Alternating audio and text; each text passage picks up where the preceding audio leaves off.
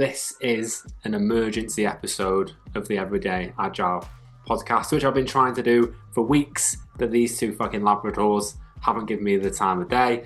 This is the first time we've been able to do it. We sort of realised we've been banging on about this conference, but not really told anyone why we're doing it in the first place. So I've asked our good friends at ChatGPT to come up with a set of questions for a roundtable chat.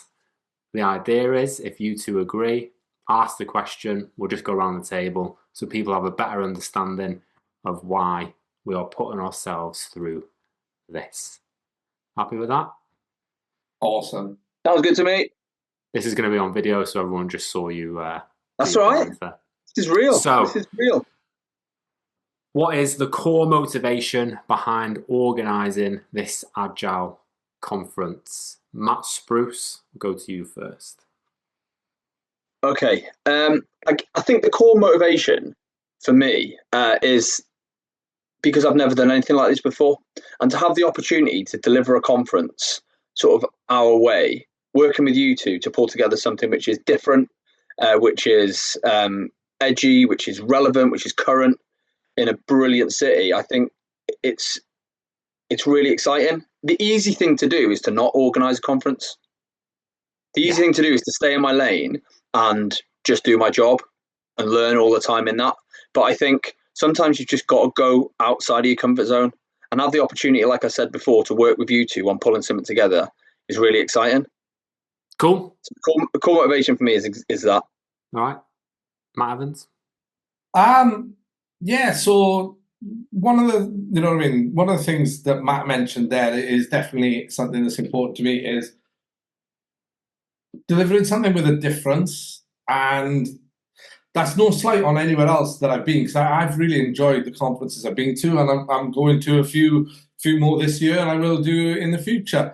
But I just wanted to, similar with Matt, is take yourself out of your comfort zone, but also one of the differentiators for me is the fact that it's in Liverpool. And if you look at the lineup, it's the subjects and the people are different to probably what you would see elsewhere. So that was a big driver for me, is offer something different for a bunch of people I believe that are interested and maybe looking for something different. And if I want it, then I've got to put my neck on the line and deliver it. So that was one of the motivators for me, was I've never done this before, so let's give it a whirl, see how it goes. And I think one of the aims for me with this is... You're jumping ahead now, come on. No, I know, well, yeah, I've got the microphone, so you can't take it off me. Because I know Zoom is going to be looking at me now and ignoring YouTube. So one of the differentiators for me has to be that it has that festival type vibe with the element of the conference. And that is something that was in my mindset. And when we spoke about it, really drove it for me. Cool. You two expected me to answer these questions as well? Hell yeah. Absolutely. I just think it's a cool thing to do, isn't it? I was on the fence to start with, because it's not really I've slagged off enough conferences.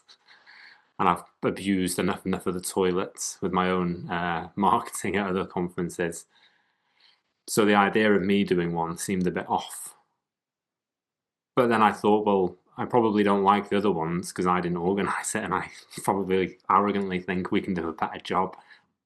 But we're not going to know that until we put our necks on the line. So my motivation really is just for it not to be crap. Jack, a quick off-the-cuff question. As you mentioned, your guerrilla marketing in other conferences has gone down really well in my eyes. I loved it. Who would be the ideal to guerrilla market in your conference, Tyler? Anyone. I think this is turning into an ideas session. I think we just have a table where people bring their stuff. Because we're not doing stalls. And we might get into the reasons behind that, but I think anyone should stick their stuff anywhere as long as it doesn't chip the paint off the walls. I'm not paying for that.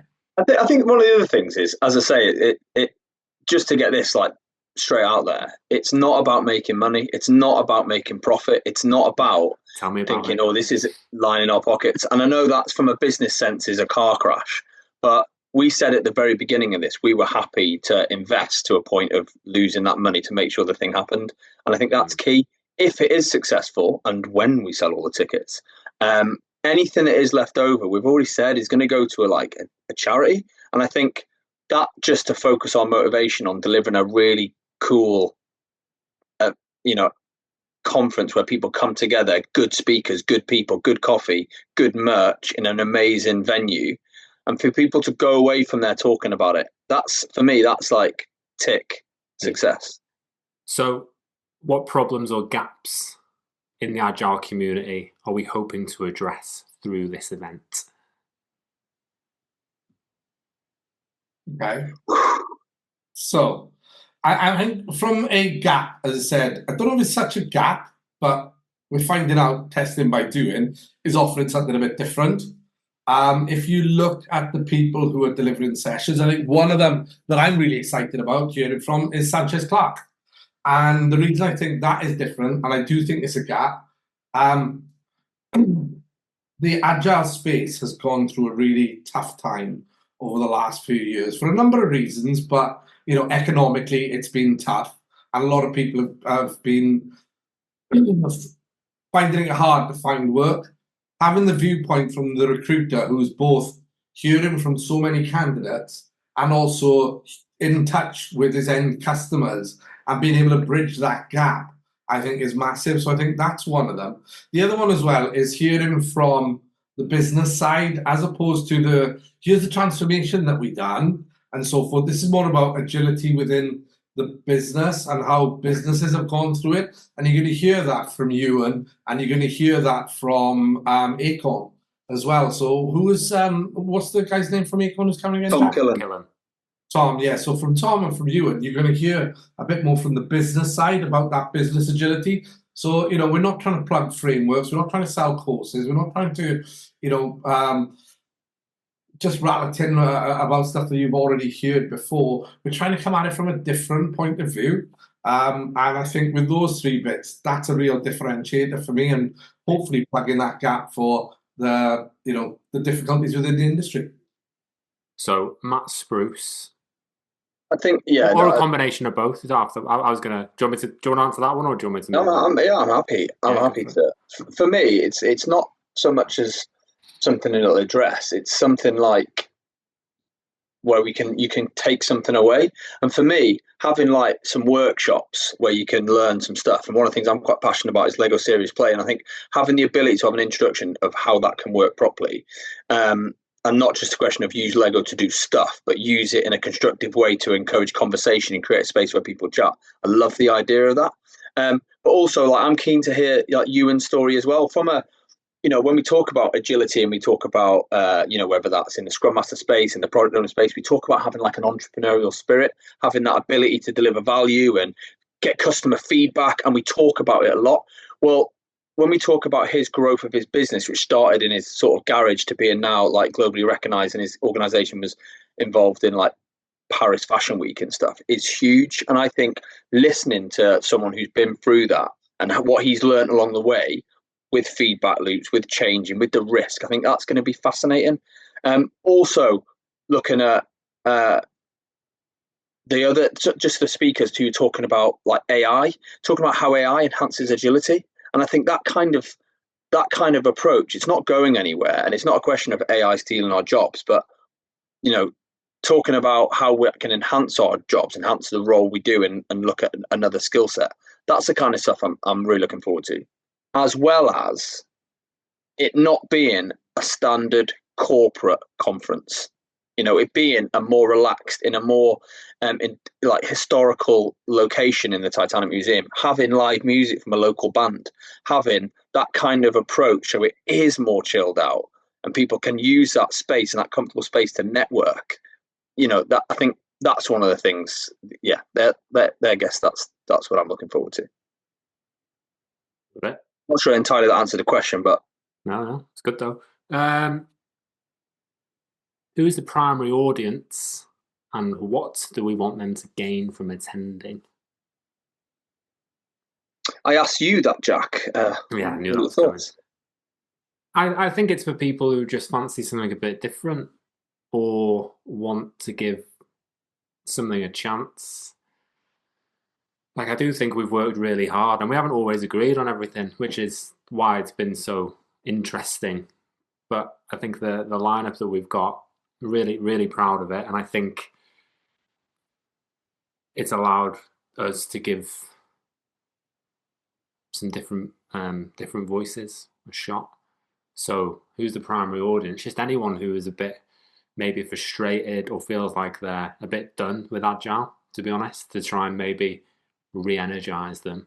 And obviously anyone who's in the space of product, Agile, software development, because we've got Jade Wilson who's doing one of the keynotes at the end of the day. If you're more into the tech side, I think there's something for everyone, to be honest, but especially if you're feeling a bit frustrated or disillusioned with it, I think you'll have a good time. Yeah, I think one of the elements there, when the question was asked, I was thinking it's such a broad spectrum that we're aiming for. We're not going for just like one all Scrum Masters, not at all.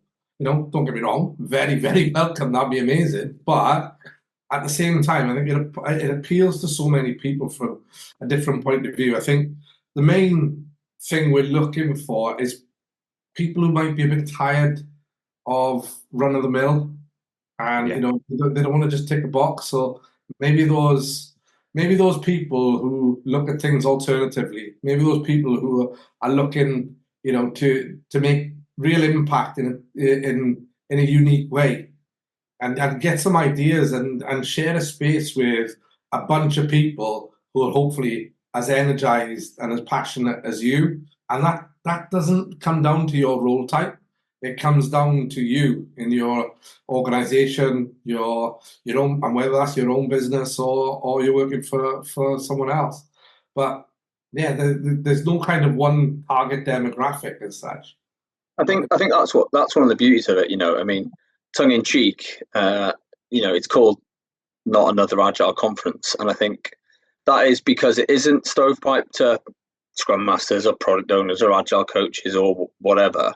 It's very much about business agility. It's about bringing people together who are involved in, improving how they work, how they deliver, and just like you say, having a good day out. It's a really reasonable price point in an incredible city. Like even joking about it, it's also on a Monday. Now, there's no better way to start the week. So if you're in and around that area, it's aimed at you. It's aimed at you coming from, if you're in the Northwest, not many like conferences happen in the Northwest. A lot of them are London based. So come along to the conference and like Matt says, you share conversations with like-minded people and learn a bit about, all sorts, something for everybody, business agility, facilitation, which is a key skill in all industries, and also hear from like a complete diverse range of speakers. We're not just got Agile coach after Agile coach after Agile coach, like giving their take on the Agile Manifesto or trying, like Matt said, to shoehorn in their latest model and their latest approach. It's very much a conversation with real people who have done this, and are doing it well. I think that's why we didn't go for sponsors and stuff in the end, and having tables. I know I was particularly firm on that, and I could see why. We debated about it, but ultimately, quite selfishly, why would we pay? Why would we want people? Why would we want our competition to be in the same room and to show their wares? If anyone's going to buy from anyone, we want it to be from one of us three. Like, is the truth? And two, we didn't want it to be we didn't want it to be a selling thing. We wanted it to be a networking experience. Come back for more. Go and talk about it. Get it on your socials. Like, speak to people you've seen on LinkedIn that you've never really had a chance to, at a price point that is, I think, is more than fair. To be honest, I think, and again, we just for the listener, the watcher, that is something we took us a long time. We knew it was going to be in Liverpool. The venue was pretty much tied up straight away. But the price point and that was something we did deliberate over for a while to make it as fair as possible. I think one of the things as well is that it's going to be a great opportunity to network with good people. We've got so many good speakers, and like Matt said, if you're interested in music, you're interested in a great city, you're interested in a good location, and just basically having fun. We're not going to take ourselves too seriously. For those who know me, I never take myself too seriously, so I think it's going to be an opportunity to have a real good day, good people in space, sharing good stories, listening to great conversations, and learning from the keynotes. And I'm really looking forward to it. How do you two feel about like hosting it, emceeing it? I'm excited. Mate, I'm really excited. Yeah, I'm really looking forward to it because I get energy from seeing people, energize themselves. So I think that bouncing that energy back and forth is going to be awesome. One of the things I wanted to also add to it about that energy, Matt, you mentioned there, if you're in the area. One of the reasons I was really passionate about us doing this in Liverpool, I'm nowhere near that area, but the time I've spent in that area, I love Liverpool as a city because Liverpool definitely has a distinct energy about it. And as it has that cultural piece that is very different to a lot of other cities. I think there's something unique about Liverpool. I'm sure it's not for everyone. I get there's a bit of Marmite for you, but I don't know too many people who have never had a great time in Liverpool. So I'm really excited. I was up there recently, for a couple of days with Jack. I was up there last year in October, and I'm really looking forward to it, going back again. So yeah, if you're not in that area, trust me, Liverpool's a great place. Get involved. There's a buzz in the city. Like obviously this weekend, as we're recording this, the big weekend's going on. It's bank holiday weekend. Liverpool Football Club are doing their parade on Monday. I think there's something else going on. Like you walk out on a Friday, like you can't really have a bad day or a bad night in Liverpool, and I think that that's part of the experience in my mind as well. Cool. Don't know where we were, but I'll find one that I like.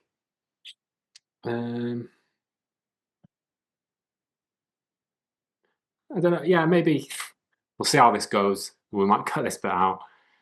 But how have we tackled the role of diversity and inclusion in the selection of speakers and topics? Because we didn't do a call for papers. We did. We selected people. Well, it was something that we considered a lot, though.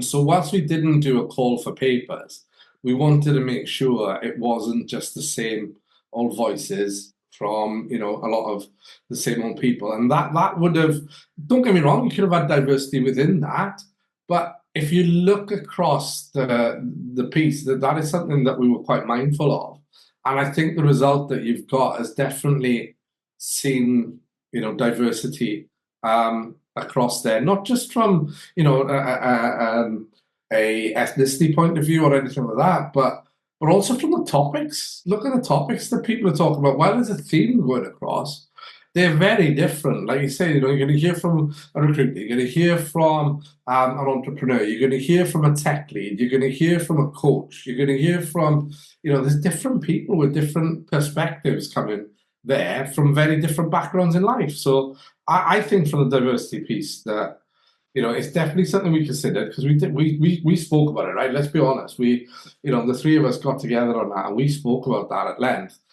But I don't think we had to work too hard to bring that to life because of the vision, because we wanted something different. I'm not going to say there was no work to do it, but it was a lot less than probably having to, what we might have had in mind. So yeah, I'm really happy with the result, and hopefully others are too. But for me, we did talk about it, but it almost sorted itself out because the people who we've got coming on are people we want to listen to. They're people we respect in the industry. They're people we follow. The people we've either, worked with or just know of their work. And the fact, to be honest, the fact that they're the speakers have said yes is quite a humbling thing as well, because it shows that they're interested in supporting what we're after. They understand. And for me, it makes it more exciting. It makes it really, really exciting.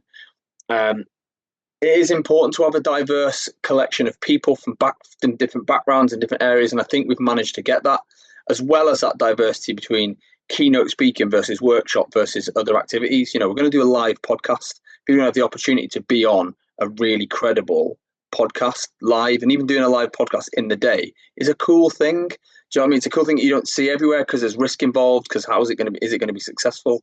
And that's the kind of thing, it's like, they're the things I'm excited about, is pushing the boundary and having that. It's worth just paying £100 to see if it falls on its arse.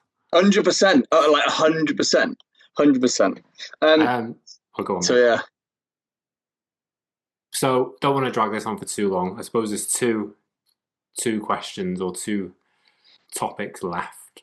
First one being, how will we define success for this conference, both short term and long term? Well, okay, I'll go, Matt. You go first. So short term is getting people in the door, getting people to enjoy and give the speakers the opportunity to speak to a good group of people. It's not just, again, we've got to sell all the tickets. I'm not using that as a metric. I'm using as let's get people in the door to enjoy it. We can, obviously we need to use it as a slight metric. But for me, success is it going well and people leaving there talking about it. Long-term success is, I don't want this to be a fire and forget. I really see this as being something that, why can't it be one of the conferences that people look forward to every year? Why can't it grow? Why can't it be like something that people are just looking forward to being a part of? Because it is a bit alternative. It isn't the generic corporate type. It is going to be up there and competing with other conferences. Or, as I say, more competing, but complementing some of the other conferences and giving people the opportunity to speak at decent venues in the Northwest and beyond. So, yeah. I think for me, the short-term bit is, on the day, there's a buzz in there. People are speaking about it. I can see connection happening. There's energy. The sessions are going well. So that's the short term. The long term, in, I don't know, 2-3 years' time, we've done a couple of iterations of it, and I'm walking down the street somewhere, and I can see basically this on someone's back, somewhere like, I don't know, Future Ventura, or somewhere far flung. I can see Ricky Tomlinson staring back saying, Agile conference my arse. That's long-term success for me. How are you going to class it as successful, Jack? Just seeing it everywhere. Just seeing it, sort of people genuinely having a good time on, seeing the evidence of that, whether that be online or the messages that we get after, the feedback that we'll obviously ask for, and people asking if there's going to be another one would be, That's a big one. ultimate success. And it's not going to be perfect. There's no point. I'm sort of, it's a bit like a wedding. Like, you have all of these, you can plan for it, but nothing ever really goes 100% right on the day. That's why I got divorced, because I knew my next wedding would be better than the first. So, same concept. I like the way you think. So I think that, people just wanting more, essentially, and it not bankrupted us.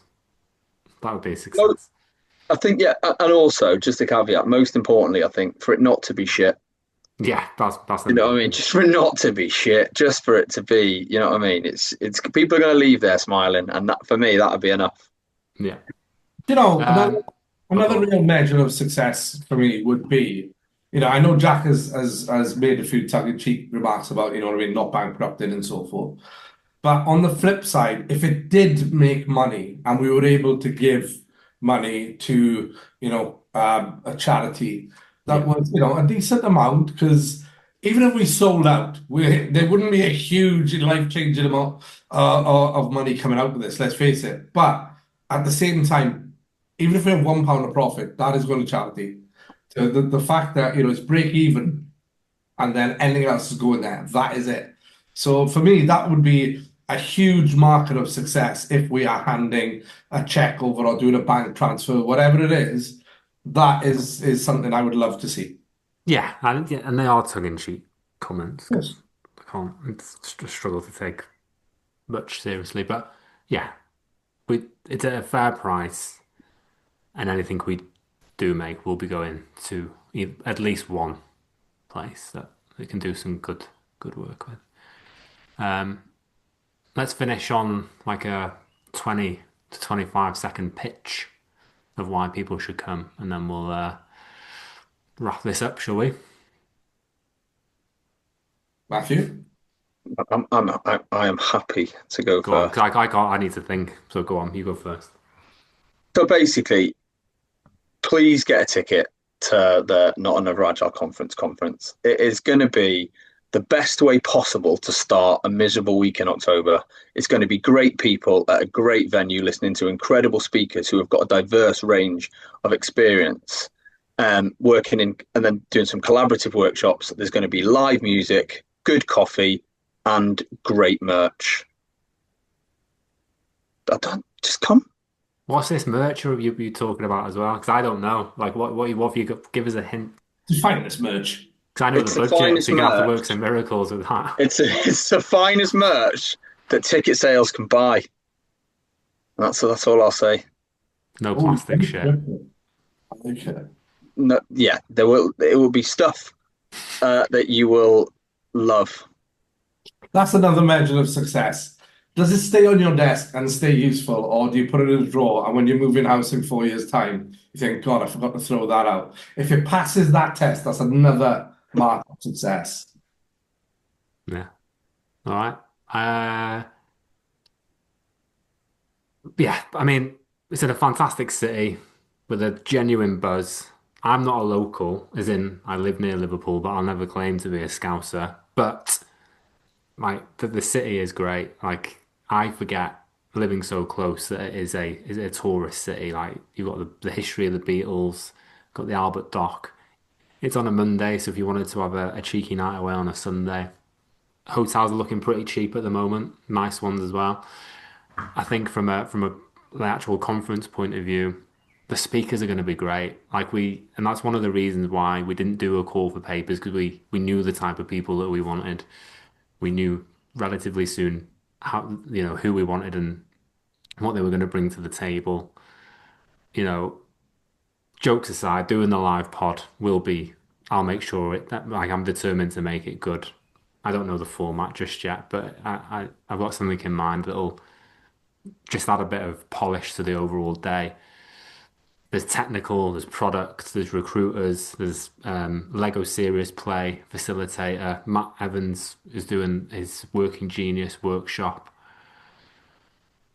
And, these two guys will MC it.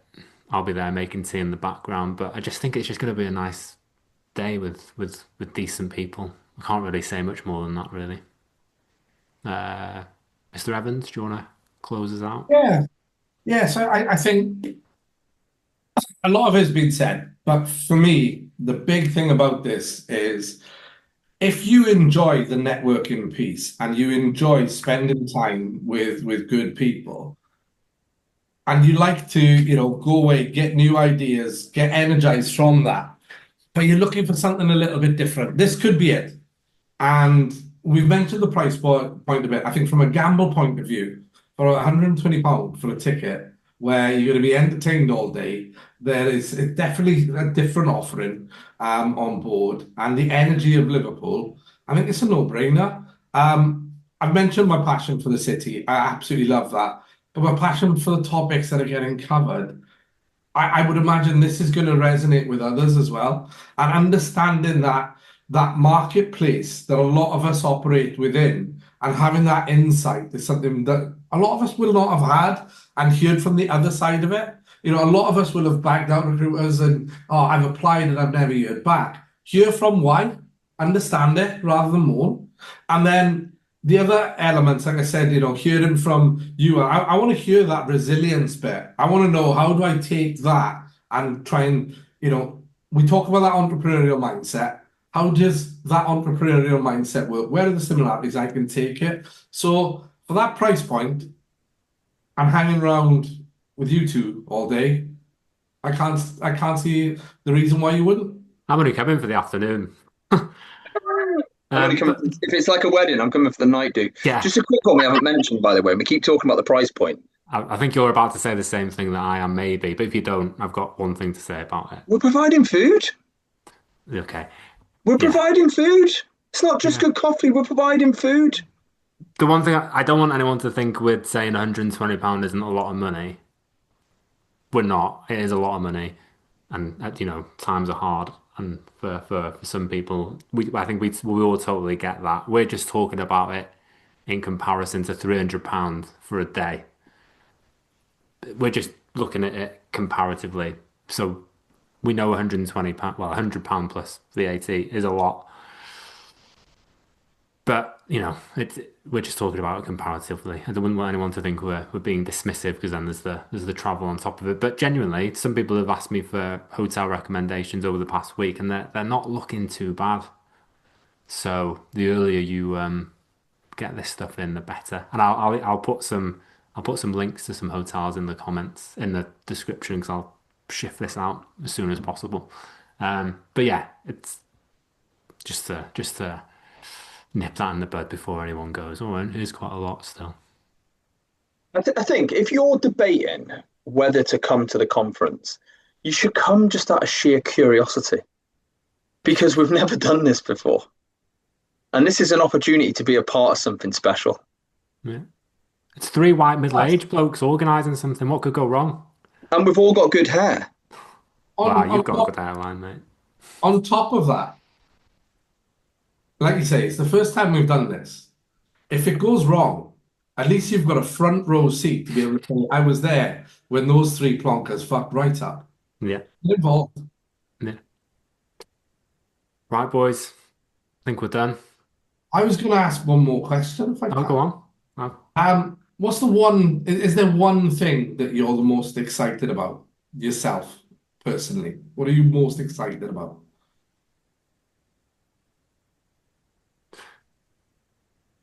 The day, mate.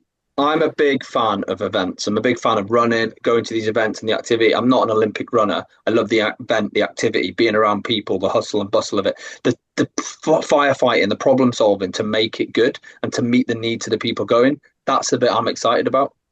All the long-term planning, like, don't get me wrong, let's not fuck about it. Jack, you are keeping us on the straight and narrow so much. I am very much on the day. I'm all about that. I'm all about the jumping up and down, getting people together, bringing energy, facilitating, and as I say, fighting fires so people have the best time.